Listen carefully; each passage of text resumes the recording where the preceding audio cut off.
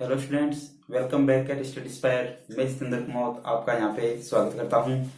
पिछले वीडियो में हमने मैट्रिक्स जो 3.2 चैप्टर है उसके 7 क्वेश्चन सोल्व कर लिए हैं और हम यहाँ पे 8वां क्वेश्चन देखने वाले हैं। तो प्रश्न संख्या 8 में आपको बोला जा रहा है कि x आपको कैलकुलेट करना है। अब देखेंगे x की कोई न्यूमेरिकल वैल्यू आएगी या मैट्रिक्स कैलकुलेट होगी।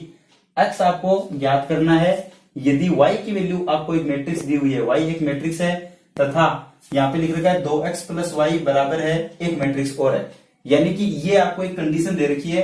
इस कंडीशन की हेल्प से ये y की वैल्यू आपको यूज करते हुए अर्थात ये y वाली मैट्रिक्स यूज करते हुए आपको x का मान ज्ञात करके बताना है। तो बहुत ही सिंपल सा क्वेश्चन है। हम यहाँ पे लिख लेते हैं जो कंडीशन हमें दे रखी है। हमें जो कंडीशन दी हुई है वो हमारी कंडीशन है वो है 2x प्लस वाई। क्या कंडीशन है अपनी? कंडीशन है अपनी 2x प्लस वाई और वो बराबर है एक मैट्रिक्स गिवन है जो कि है 1 0 -3 and 2। ओके, अब देखो यहाँ पे आपको y की वैल्यू ऑलरेडी गिवन है, तो आप क्या करेंगे y की जो मैट्रिक्स की वैल्यू है वो यहाँ पे लाके लिख देंगे। तो आपको मिलेगा 2x प्लस वाई की जगह पे आप क्या करेंगे वो जो मैट्रिक्स आपको पता है वो यहाँ पे लिख देंगे और फिर जो बराबर में मैट्रिक्स है वो वापिस लिख देंगे। तो y की वैल्यू यहाँ पे लिखेंगे 3 2 1 और 4 और बराबर में आपको पता है 1 0 -3 और 2 मैट्रिक्स के एलिमेंट्स है वो हम यहाँ पे लिख देंगे। ठीक है, अब आपको पता है कि हमें यदि यहाँ से सिर्फ 2x की वैल्यू निकालनी हो तो ये मैट्रिक्स है वो उधर जाके इस मैट्रिक्स में से माइनस से होने वाली है। तो आप यहाँ पे इस मैट्रिक्स को लाके इसमें से माइनस करने के लिए रेडी हो जाएंगे। तो आप यहाँ पे लिखेंगे 3 2 1 and 4। यहाँ तक कोई दिक्कत नहीं है। अब आपको पता है कि इस मैट्रिक्स का ऑर्डर भी 2 into 2 है, इस मैट्रिक्स का ऑर्डर भी 2 into 2 है। इसका मतलब सेम जब ऑर्डर होता है तो मैट्रिक्स है वो दूसरी मैट्रिक्स में से माइनस हम आराम से कर सकते हैं। अब देखो एक में से माइनस करोगे 3 को तो आपके पास में बचेगा -2 बचेंगे। फिर 0 में से -2 करोगे तो फिर -2 बच जाएंगे। -3 और ये -1 और हो गया तो -4 हो गए। फिर -2 और फिर -4 है, इसका मतलब फिर से आपके पास में -2 बच रहे हैं और ये आपके पास में है 2x के बराबर। अब आपको वैल्यू चाहिए केवल x की, तो आप क्या करेंगे हर एक एलिमेंट में 2 से डिवाइड कर देंगे। तो 2 से जैसे आप डिवाइड करेंगे तो आप देखेंगे कि यहाँ पे आपको मिलेगा 2 से डिवाइड करना है तो -1 फिर -1 फिर -2 और फिर -1। तो ये जो आपको मैट्रिक्स चाहिए थी x, देखो क्वेश्चन में लिख ना कि x ज्ञात कीजिए अर्थात x वाली जो मैट्रिक्स आपको ज्ञात करनी थी वो मैट्रिक्स आपके सामने प्राप्त हो चुकी है। अब हम देखते हैं इससे अगला क्वेश्चन जिसमें आपको बोला जा रहा है कि x और y। अब देखिए उस क्वेश्चन में इस क्वेश्चन में क्या फर्क है। क्वेश्चन नंबर यहाँ पे अपडेट कर देते हैं और आपको जो बोला जा रहा है वो लिखते हैं। क्वेश्चन में आपको बोला जा रहा है कि x और y को ज्ञात करके बताइए। x और y है वो वैसे तो स्मॉल x और y है, तो आपको वैसे पता चल गया होगा कि यहाँ पे x और y की कोई ना कोई न्यूमेरिकल वैल्यू अर्थात संख्यात्मक मान है वो हमें प्राप्त होने वाला है, ना कि कोई मैट्रिक्स प्राप्त होने वाली है। ठीक है, तो उसमें कंडीशन क्या दे रखी है। क्वेश्चन ये कहता है कि क्वेश्चन नंबर 9 आपको कह रहा है कि आप हमें x तथा y का मान ज्ञात करके बताइए। क्वेश्चन में ये बोला जा रहा है x तथा y का मान ज्ञात कीजिए। कब? क्या कंडीशन है कि हमें x और y का मान पता चल जाएगा। उसके लिए आपको बोला जा रहा है कि 2 गुना एक मैट्रिक्स आपके पास में है, मैट्रिक्स है 1 फिर 3, ये इसके एलिमेंट है मैट्रिक्स के 1 3 0 और x। ठीक है, फिर प्लस लिख रखा है आपके पास में y और फिर आपके पास में है 0 1 and 2 और फिर बराबर में एक मैट्रिक्स और लिख रखी है आपके पास में जहां पे है 5 6 1 and 8। ये एलिमेंट्स है इसके। अब देखो ये जो 2 है यानी कि ये एक अदिश राशि है जो इस मैट्रिक्स से मल्टीप्लाई होना चाहती है। तो मैंने आपको पीछे की वीडियो में बताया है कि यहाँ पे यदि आप अदिश राशि को यानी किसी भी स्केलर क्वांटिटी को मैट्रिक्स से मल्टीप्लाई करते हैं तो उस मैट्रिक्स के सभी अवयव मल्टीप्लाई यानी कि गुणा हो जाते हैं। तो यहाँ पे मैं जैसे गुणा करूंगा तो अपने क्या रिजल्ट मिलेगा। देखो 2 से जैसे गुणा करेंगे इसको तो यहाँ पे हो जाएगा आपके पास में 2 और ये हो गया आपके पास में 6, ये हो जाएगा 0 और ये हो जाएगा 2x। ठीक है, यहां तक कोई दिक्कत नहीं होनी चाहिए। फिर प्लस ये y, ये 0, ये 1 और 2, यहां तक भी दिक्कत नहीं है।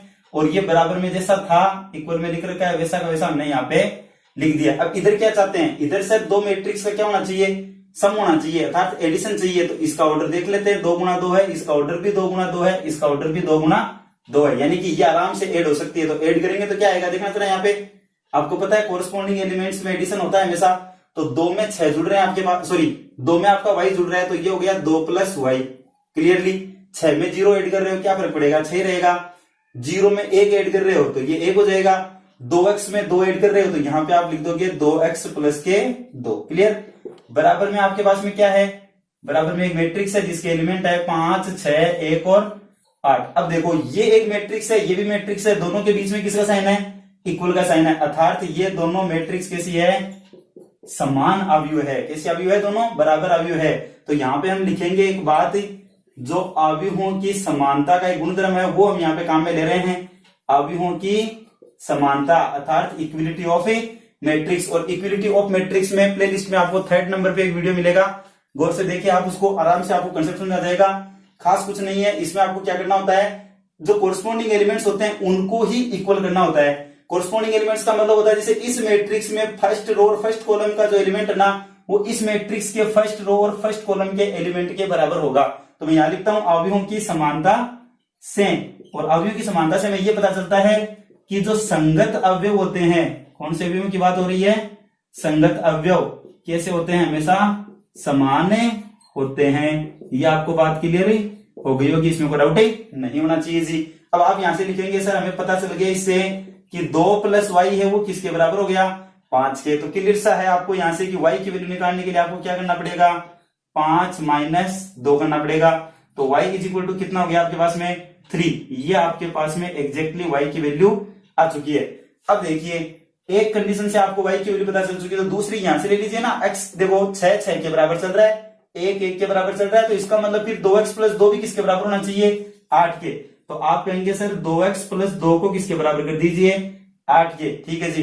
तो यहां से 2 उधर जाएगा, आराम से आपको पता है ट्रांसफर हो जाएगा, पक्षांतरण होगा, तो ये 8 में से 2 जाएगा तो 6 बच जाएगा। क्लियरली पता है। तो फिर x की वैल्यू निकालने के लिए इस 2 से क्या कर देंगे, 6 में डिवाइड कर देंगे सर, तो वैल्यू कितनी आ गई, 3। तो आप इसमें कह सकते हैं कि x और y के जो मान है वो दोनों ही क्या है, 3 3 है। कोई दिक्कत नहीं होनी चाहिए मेरे हिसाब से। फिर इसमें अपन लेते हैं नेक्स्ट क्वेश्चन, जो भी कुछ इसी तरह का है। क्वेश्चन नंबर 10 बोल रहा है प्रदत्त समीकरण को, समीकरण आपको दिए हुए हैं उनको आपको सोल्व करना है, और x y z वगैरह की जो वैल्यू है वो आपको कैलकुलेट करके बतानी है। देखते हैं जरा किन किन चर की या वेरिएबल्स की वैल्यू आपसे पूछी जा रही है। मेरे हिसाब से x y z और t एक और चर है, उसकी वैल्यू भी आपसे पूछी जा रही है। आप इसे नोट करने के लिए वीडियो को पॉज करके नोट कर सकते हैं। ठीक है। अब चलते हैं अपन नेक्स्ट क्वेश्चन में, जो कि क्वेश्चन नंबर अपना 10 है। क्वेश्चन नंबर 10 में आपसे बोला जा रहा है कि आप कैलकुलेट कीजिए, जो समीकरण आपको दे रखी है, लिख रखा है कि प्रदत्त समीकरण से x y z तथा t का मान ज्ञात कीजिए। और वो मान ज्ञात कैसे करना है, उसके लिए आपको कोई ना कोई कंडीशन दी हुई मिलेगी। जैसे कि यहाँ पे आपको जो कंडीशन दे रखी है वो काफी आसान सी है। एक जो मैट्रिक्स है उसको आपको 2 से मल्टीप्लाई करना है, तो 2 से मल्टीप्लाई किस मैट्रिक्स को, x z और फिर है y एंड t। ये मैट्रिक्स है जिसके एलिमेंट है x z y and t। और फिर एक मैट्रिक्स और है जिसको आपको 3 से मल्टीप्लाई करना है। अब इसके एलिमेंट्स क्या क्या है वो लिख देता हूं मैं, 1 -1 और 0 एंड 2। ठीक है, 1 -1 0 एंड 2। और फिर इक्वल में लिख रखा है कि 3 इंटू बोलता है कि 3 4 5 एंड 6। ये आपके पास में एलिमेंट्स है इस मैट्रिक्स के। तो क्लियर सी बात आपको समझ में आ गया होगा कि ये 2 है वो मैट्रिक्स से मल्टीप्लाई होना चाहता है, ये 3 भी मैट्रिक्स से मल्टीप्लाई होना चाहता है, और ये 3 भी अंदर मल्टीप्लाई होना चाहता है। यानी कि हम किसी अदिश राशि को मैट्रिक्स से मल्टीप्लाई करते हैं। तो ये मैं प्रीवियस वीडियो में आपको बता चुका हूं कि कैसे मल्टीप्लाई करते हैं। ये जो 2 है यानी कि 2 हर एक एलिमेंट से मल्टीप्लाई होगा, यहाँ पे 3 है वो यहाँ पे हर एक एलिमेंट से मल्टीप्लाई हो जाएगा, और ये 3 भी हर एक एलिमेंट से मल्टीप्लाई हो जाएगा। और उसके बाद में क्या हमें दिखाई देगा वो लिख लेते हैं। तो यहाँ पे जैसे आप मल्टीप्लाई करोगे तो आपके पास में यहाँ पे हो जाएगा 2x, ये हो जाएगा आपके पास में ट्वाइस ऑफ z यानी 2z, ये हो जाएगा ट्वाइस ऑफ y, और यहाँ पे हो जाएगा आपके पास में ट्वाइस ऑफ t।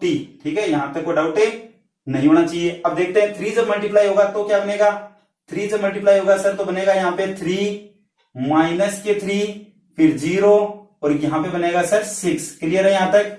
फिर इक्वल का साइन, और ये 3 भी अंदर मल्टीप्लाई होना चाहता है तो कर दीजिए इसको, ये हो गया 3 3 जा 9, ये हो गया 3 5 जा 15, 3 4 जा 12 है, और ये हो गया 3 6 जा 18 अर्थात 18।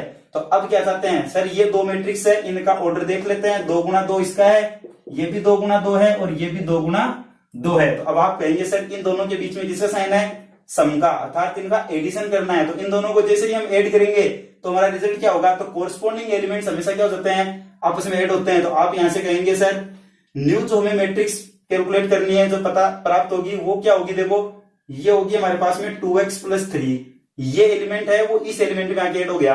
फिर ये 2z वाला है वो -3 में ऐड होगा, तो आप यहां लिखेंगे 2z - 3, यहां तक कोई दिक्कत नहीं है। यहां पे सर डायरेक्टली 2y और फिर +0, तो 0 करने से कोई फर्क नहीं पड़ेगा। तो ये 2t + का 6 हो गया, क्या देख लीजिए आप जरा, ये हो गया सर 2t + के 6, और बराबर में क्या बच रहा है, जो मैट्रिक्स हमें गिवन है वही है 9 15 9 15 12 एंड 18। यहां तक यदि आपके समझ में आ गया है तो आप कहेंगे सर यहाँ पे ये दोनों जो मैट्रिक्स है इनका ऑर्डर है 2 × 2। यहाँ पे जो मैट्रिक्स है इनका ऑर्डर कितना है, 2 × 2 है। तो यहां से सर हम लगाएंगे यहाँ पे एक प्रॉपर्टी जिसको अपन कहते हैं आव्यूहों की समानता से। पिछले वाले क्वेश्चन में हमने यूज किया था इसको। आव्यूहों की समानता से हम क्या लिख सकते हैं कि संगत जो अवयव होते हैं यानी कोरस्पॉन्डिंग एलिमेंट्स हैं वो कैसे होते हैं, इक्वल होते हैं। तो संगत अवयव समान होते हैं, यहां तक कोई डाउट ही नहीं होना चाहिए। ठीक है जी, जब संगत अवयव समान होते हैं तो कैसे बराबर करेंगे, देखो आप कहेंगे ये 2x + 3 है ना, वो सीधा सीधा किसके बराबर हो गया, 9 के। तो यहां पे मैं कंडीशन बना देता हूं कि 2x + 3 है वो जब किसके बराबर है, 9 के बराबर है। तो आपके पास में रिजल्ट क्या आएगा, देखो 2x + 3 है वो आपके 9 के बराबर हो चुका है। तो यहां से 2x बराबर कितना हो गया, 9 में से आप 3 को माइनस करेंगे तो 2x बराबर कितना बच गया, 9 में से 3 जाएगा तो क्लियरली पता आपको 6 बचेंगे। तो x बराबर कितना हो जाएगा, जब आप 2 का डिवाइड करोगे इसमें लाके तो रिजल्ट में 3 बचेगा, अर्थात x की वैल्यू कितनी हो गई है, 3। कोई दिक्कत नहीं है, ये इसके नीचे का पार्ट है, मैं वहां पे सोल्व कर रहा हूं। दूसरी बार आप कहेंगे 2z - 3 किसके बराबर है, 15 के। तो नेक्स्ट कंडीशन लिख रहा हूं मैं कि 2z - 3 है वो किसके बराबर हो गए, अपने पास में 15 के बराबर है सर। तो यहां से आप कहेंगे कि सर 2z बराबर, देखो ये 3 उधर जाके जुड़ेगा तो आप कहेंगे सर 15 और 3 हो गए हमारे पास में 18 है, कोई दिक्कत नहीं सर। तो अब हमें केवल z की वैल्यू निकालनी हो तो 2 का क्या करना पड़ेगा, डिवाइड करना पड़ेगा सर। तो कितना रिजल्ट मिलेगा हमें, 9 रिजल्ट मिलेगा, यानी z की वैल्यू कितनी आ गई, 9। Okay sir. फिर आप कहेंगे सर 2y किसके बराबर है, 12 के बराबर है। तो देखो नेक्स्ट कंडीशन बन रही है 2y किसके बराबर हो गया हमारे पास में 12। तो फिर y बराबर कितना होगा, आप खुद ही कह देंगे सर 2 से डिवाइड करने पर रिजल्ट कितना आएगा, 6 आएगा। क्लियर है। नेक्स्ट में आप कहेंगे सर 2t + 6, देखो ये नेक्स्ट कंडीशन में लिख रहा हूं, नेक्स्ट कंडीशन यहां लिख देता हूं, 2t + का जो 6 है वो किसके बराबर होगा, वो होगा आपके पास में 18 के बराबर में। ठीक है, क्योंकि देखो ये जो एलिमेंट है वो क्या है, सेकंड रो और सेकंड कॉलम का एलिमेंट है। तो यहां पर भी ये भी सेकंड रो और सेकंड कॉलम का एलिमेंट यही है। ठीक है ना, तो इसमें आपको क्या करना है, ये एलिमेंट इस एलिमेंट के इक्वल होगा, तो ये बराबर हो गया। अब आप लिखेंगे 2t, 18 में से 6 आप माइनस कर रहे हैं उधर ले जाके, तो कितना बचेगा आपके पास में, एग्जैक्टली 12 बचेगा। और जब आपको t की वैल्यू निकालनी होगी तो 12 में 2 से डिवाइड करेंगे आप, तो रिजल्ट में 6 बच जाएगा। तो अब आपके पास में x, y, z और t की जो वैल्यूज थी वो आपको कैलकुलेट होके पता चल चुकी है। तो आप यहाँ पे एज ए फाइनल आंसर मैं आपको लिख देता हूं एक बार के लिए कि जो रिजल्ट चाहिए था आपको उसमें रिजल्ट मिला आपको x बराबर 3, y बराबर रिजल्ट कितना है अपना 9, और फिर z बराबर कितना आया है, सॉरी y बराबर है आपके पास में 6 और z बराबर कितना आ गया आपके पास में रिजल्ट 9। और इसी तरह से आप देख सकते हैं कि t की जो वैल्यू थी फाइनल वो आ गई आपके पास में 6। सो आपका ये क्वेश्चन कंप्लीटली सोल्व हो चुका है। अन्य जो क्वेश्चन है, नेक्स्ट क्वेश्चन आपका, ये क्वेश्चन नंबर आपका था